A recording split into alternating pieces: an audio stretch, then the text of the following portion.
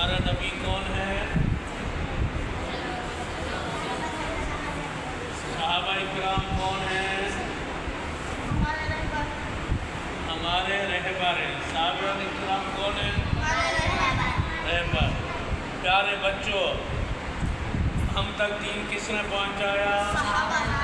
صحابہ نے۔ صحابہ نہ ہوتے تو ہمیں کیا پتہ ہوتا کلمہ کیسے پڑھا ہے، کیا ہوا؟ پتہ ہوتا؟ نہیں ہوتا۔ جو صحابہ کو نہ مانے وہ مسلمان ہے؟ جو صحابہ کو نہ مانے وہ مسلمان بیٹا ہے؟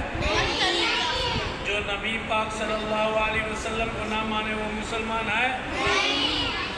ہاں، چلے سنیں پیارے بچوں، ان جوتوں سے چلنا پھرنا آسان ہو جاتا ہے، اس لیے ہمارے پیارے نبی صلی اللہ علیہ وسلم نے جوتے پہنے ہوئے شخص کو سوار فرمایا ہے۔ اس کا مطلب یہ ہے کہ جس طرح سوار آدمی آسانی کے ساتھ سفر کرتا ہے، اس طرح جوتے پہنا ہوا آدمی آسانی سے سفر کرتا ہے۔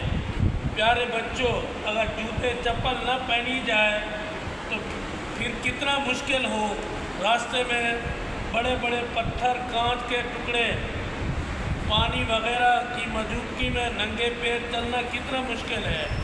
اللہ تعالیٰ نے ہم پر احسان فرمایا، ہمیں ان سے بچا کے لیے جوتے عطا فرمائے۔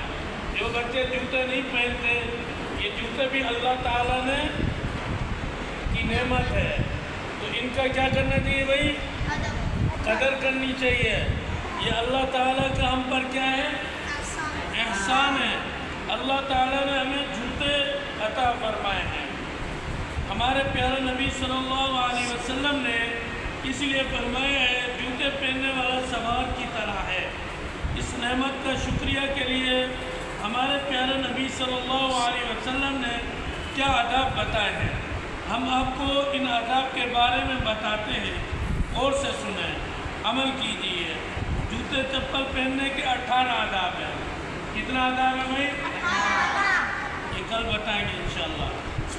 دعا کرو اللہ پاک عمل کرنے کی توفیق عطا فرمائے، صحابہ اکرام رضوان اللہ علیہم اجمعین کی دفاع کرنے کی توفیق عطا فرمائے۔ آمین۔